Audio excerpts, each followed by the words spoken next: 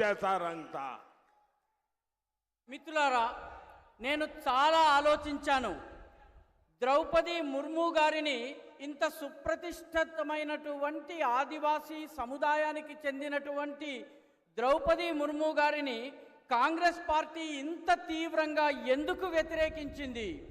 మొత్తము ఆదివాసీ సముదాయపు వ్యతిరేకత వచ్చినా కూడా లెక్క చేయకుండా ఆమెను ఎందుకు వ్యతిరేకించింది అన్నది ఎంత ఆలోచించినా అర్థం కాలేదు.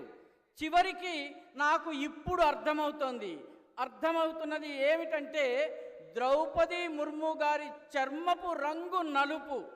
ఇక్కడ ఉన్నటువంటి రాజకుమారుడికి అమెరికాలో ఒక ఫ్రెండ్, ఫిలాసఫరు, గైడ్ అంటే మిత్రుడు, సఖుడు, మార్గదర్శి ఉన్నారు. ఆయన ఈ అంకుల్ ఎవరైతే అమెరికాలో ఉన్నారో ఆయన ఈ మధ్య ఒక మాట చెప్పారు. చర్మము రంగు నల్లగా ఉన్న వాళ్ళందరూ ఆఫ్రికన్లు అని చెప్పారు. మీరంతా మీ చర్మము రంగు నల్లగా ఉంది అంటే మిమ్మల్ని అందరినీ కూడాను ఒక పెద్ద తిట్టినట్టుగా, చాలా అవమానకరంగా మాట్లాడినట్టుగా మీరు భావించాలి. నాకు అర్థమైనప్పుడు చర్మము రంగుని బట్టి ద్రౌపది ముర్ము గారిని కూడా ఆఫ్రికన్ అని ఆయన భావించారు. అందుకే ఓడించాలని చెప్పి ఆయన బోధించారు. మెదడు ఎక్కడిది, ఆలోచన ఎక్కడిది అన్నది మనం అర్థం చేసుకోవాలి. చర్మపు రంగు నల్లగా ఈ దేశంలో చాలా మందికి ఉంటుంది.